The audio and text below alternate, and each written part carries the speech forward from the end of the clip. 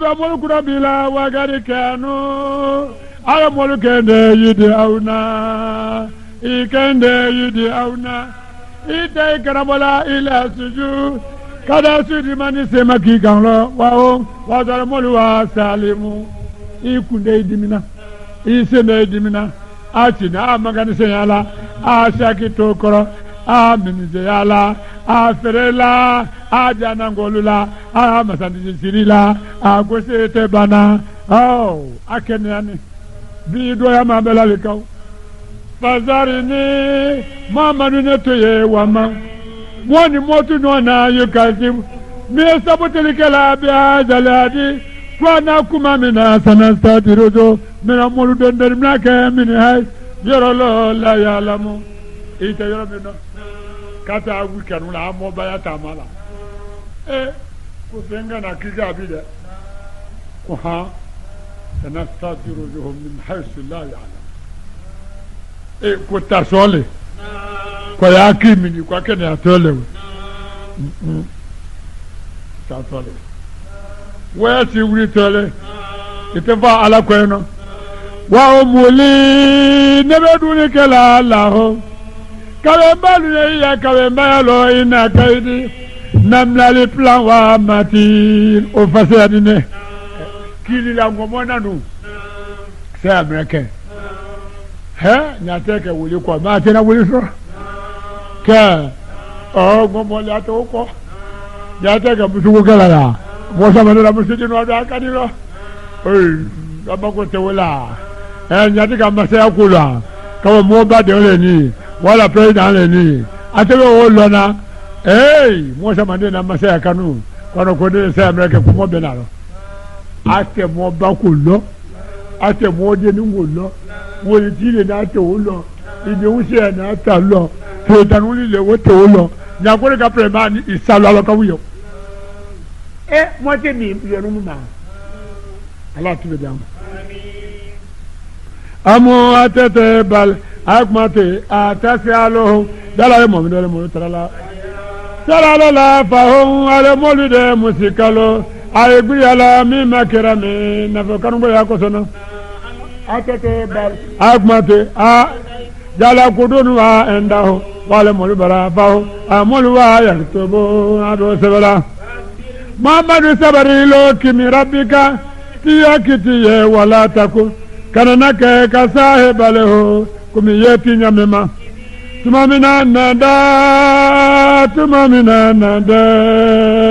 tumamina nada luni karama watimuna wahowa waso yunusawa makezo abe kabe bwenele laula awesa antadaraka onima yanime tuma yunusa soro mirab kabrati la nuniza ata yunusa fio bilara yorolo wahowa waso yunusa mazimu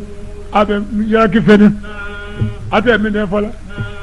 la ilaha illa anta subhanaka inni kuntu minaz zalimin لا إله إلا أنت سبحانك إني كنت من الظالمين لا إله إلا أنت سبحانك إني كنت من الظالمين أتمنى ولا يولو يبنيك ولا يجفال نلباني يرما نبالا يرما نباما لالي على يجفمو على لا جفمو ها يا وي ها يغرلو وكاي يغرلو limela mo wa fola teteto kasula nimwani moya welewo ala hamilu noya faitabahu rabo yunizati ga yunizasoni fajalaho aga yunizake minamesa kage kamo sedo likoto monyi mandele wanyakadu lazi molbesi nyala kafaro una kafyala la yazilikunaka kwa ile chiramodulo tesi biabusare inyadalula lama tumamina samiu aye menika watuno zikira kawani kanla wayakul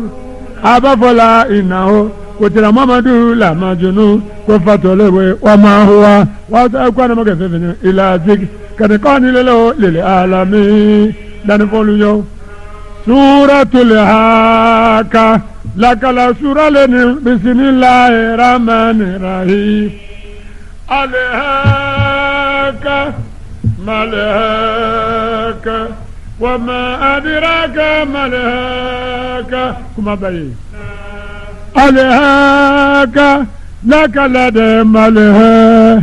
من لك لدى وما أدراك فما نجعلني ما الهاك فما نجعلني ما الهاك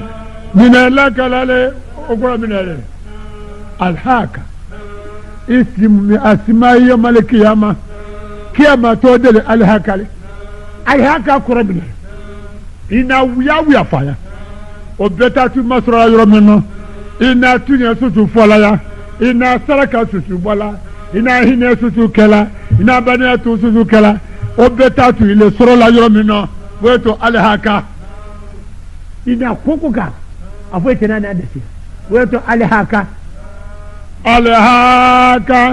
laka lada malahaka من لكلال وما درا فما لتلالني مالها من لكلال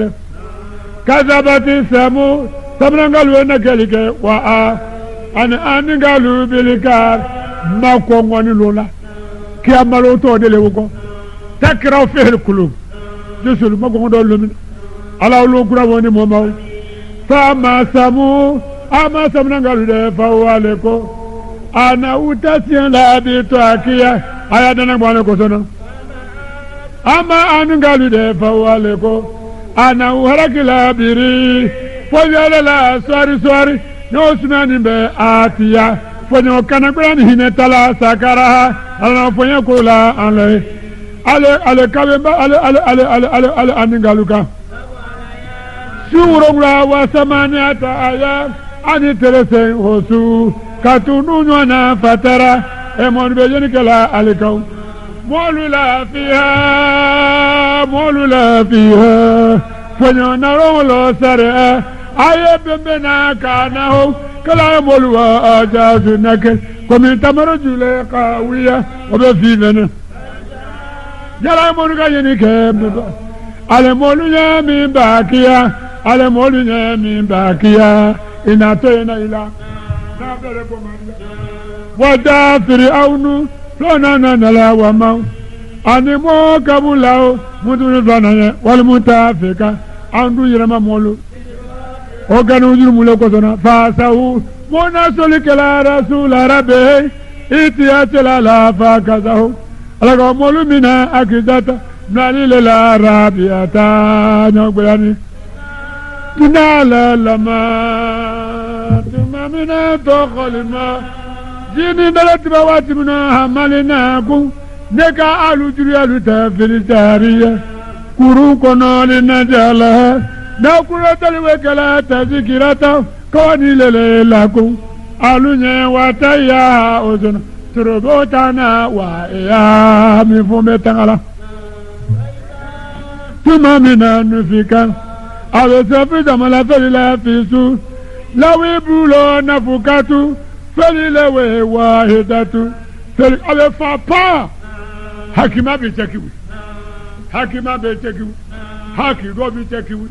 fe me bodulo kati fuli ba kuna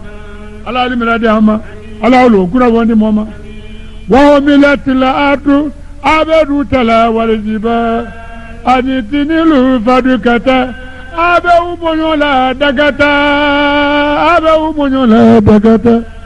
monyoli la wahidat monyoli kekreme wolola wakatali wa kiyama sanke tawlonle kwanne bebe bo muna tonyoli kala muna nyuma ya kala kiyama lonke tawlonlo wansakati سامت لا فهي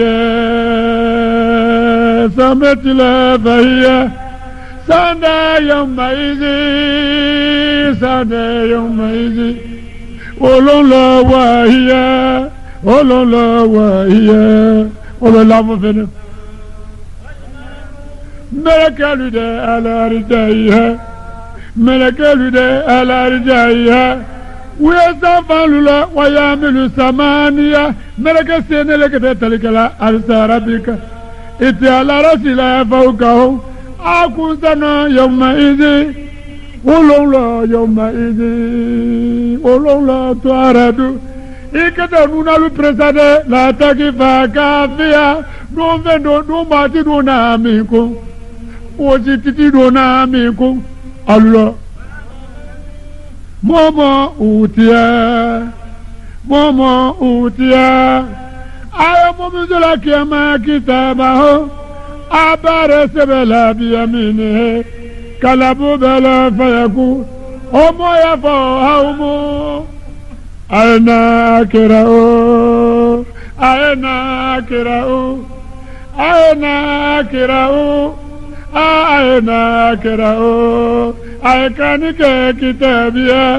aikanike kitabia ena kitabu asabani ala oloni moma ala mo asebe di moma mo brobel minde kawe koso akirau aikanike kitabia aina kitabu kara kuna weze welewe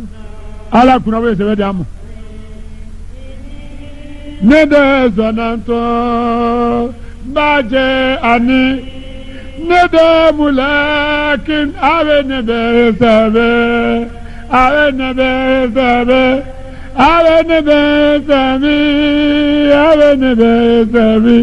bensebele nakwadele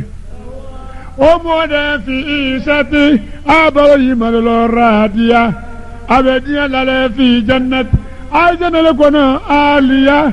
amigotani kutufuha ayayidon tawadaniya o masiyani yanalo lkai do lkai ekisiu ya jena mango ndebo kado nilongi lo ya debo kado bani ta ejele amo gba ni wotala ebra ta madam na kwa ni broma ye mingo yo kan ka wodu ajena ko di ale no ala mota ajena kono ala limara de ama ala message Allah kete kunawe message leke mumini luma muna shana alaye ka tunyefo ka hineke ka alala jamali mina ka tilala sunamina alagada fo unyadi kulu aidunike wasirabu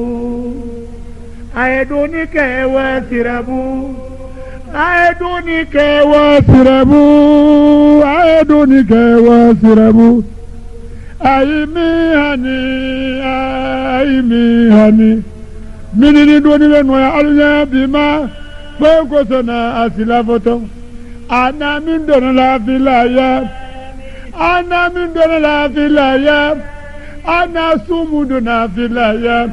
ana suseminga la filaya ana wori muloni la filaya ana badna mutuna filaya ana sinyana ninga la filaya ana kongomu la filaya ana sumudu na filaya tere lula alikhaliya tere muweti wai to ko dona niwo asila futun lewe ana mulu dona li yemindele ka wori bakiku kata di fondan luma ka isinyo lahina ka ibado be mnajuru ko lo azana merila afuru jurule azana merila wala yibi ibado muslim lala ileta ni wuludi yawma ala sawato welela kafa adama de wuluma kulu adunike wasirabu sawala wasirabu ay me sawala hani wala noya alunya bima fongo sana asila foto ana min dona la filaya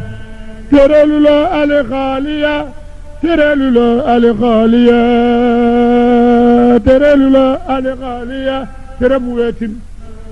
bin katabi silamalu wori makaloni dolu tadi kan ayabla mesi kolo annemese vama annemese ngoroma annemese madenuma alewule wo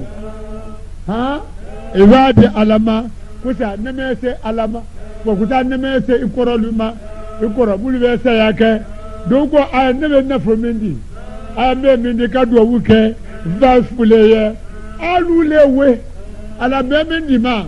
ya nɛmɛla se nfama ya se mama ya se madenlumaw ala limina di amaw mɔmɔ awe momi zola kitabaho akitabula bisimale akitabula bisimale akitabula bisimale abonumala alamoya fo ya laitani alamoya fo ya laitani awasane de lamu uta atekane so kitabiya atekane so kitabiya ateka kitabu mindima ha ala motauma kani ile so mekebu kanya wuro inyaro kafu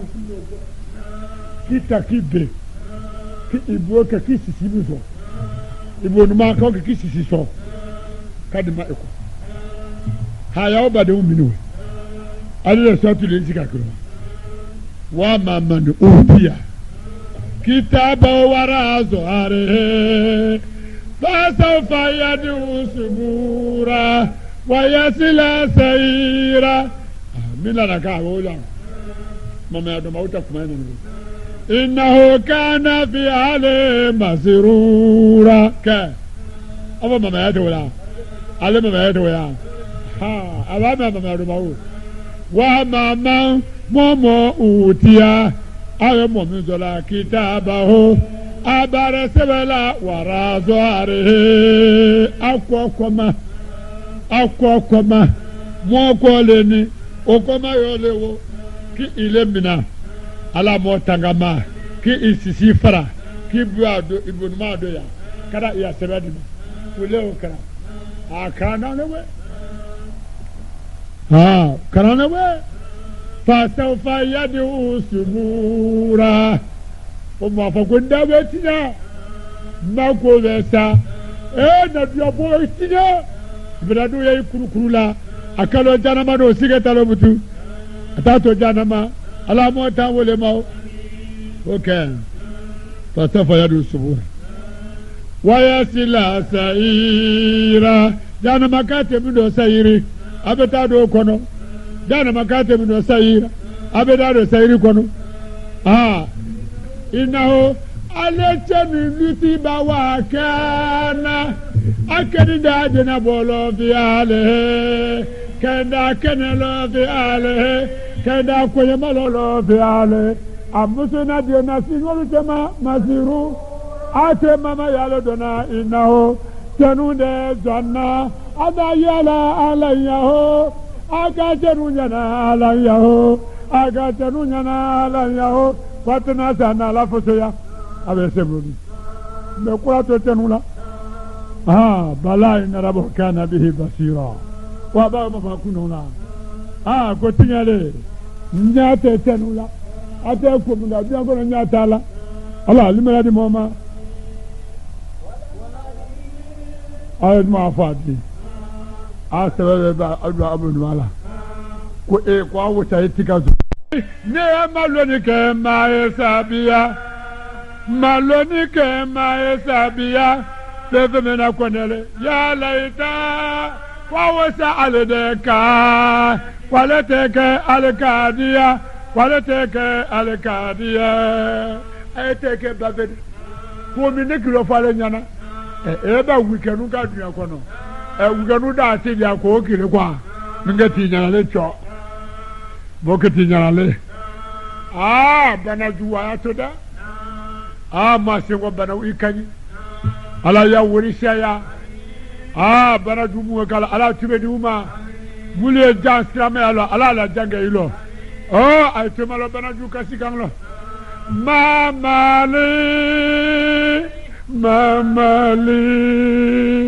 mamali weti ju ka grema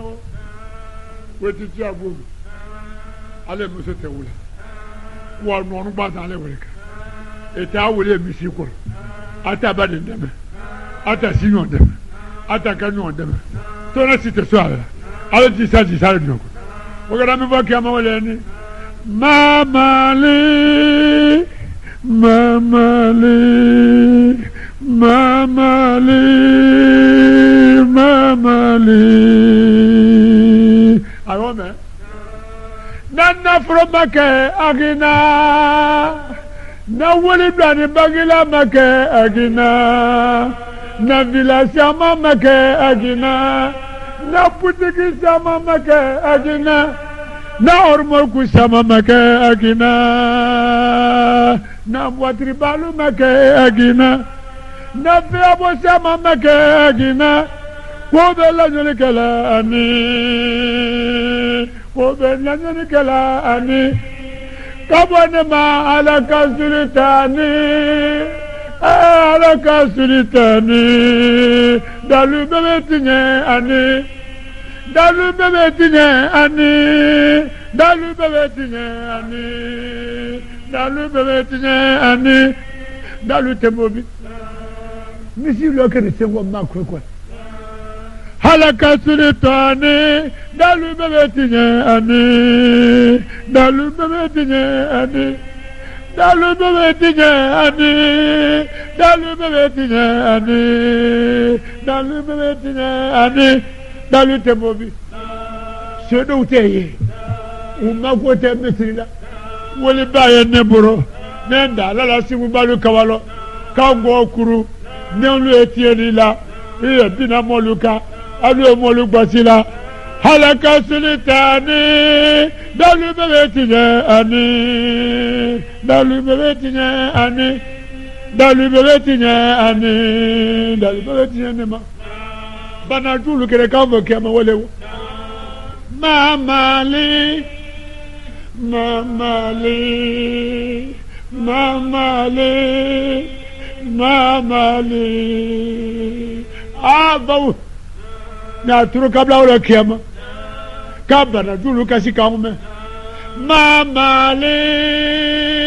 mamali mamali mamali nana fromake agina nana fromake agina kobe lanjuni kela ani kabani ma halaka sulitani dalu bebe tinye ani dalu bebe tinye ani dalu tenbobi obe bako ala gara mina kajabile ala mereka autorisé kuzuhu faqulu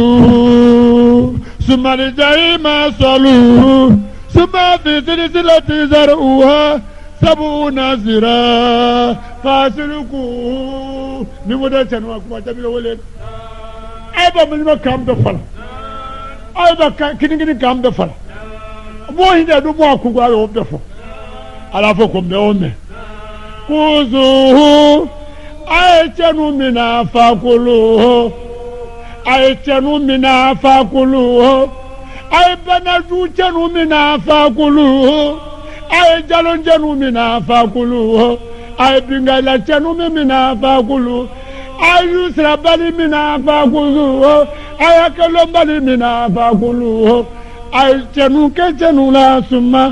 o ko salu ay tanu la do arjahe jana manjaye mu kono summa o ko zafizilat ay bla yoro ko tema zaro ha yoro ko no brazil ka wa sabu we bi wo le sira ningwa no brala fasuluku ay yoro ko la kalite du dal ka ba akofetalo tanu de kana akani de atete dege nyala bila alama alazi alama alazi masaba wala yahud ama molo soma yelasu ala to amil misiki kala miskina lu soma tanu ta atele tewe ama miskina so mama da sadenzo ama kana denzo ama fana nizo ama momoso ama molo su solimo tanu barele tewo ama musu tendanu so ama fetanu lu so ama fana lu so ama sinu fana lu so ama molo su lu so mo bala sami فليس همي فليس همي بعد ما سند له قبل ما سند له بعد ما سند له جنوب اليوم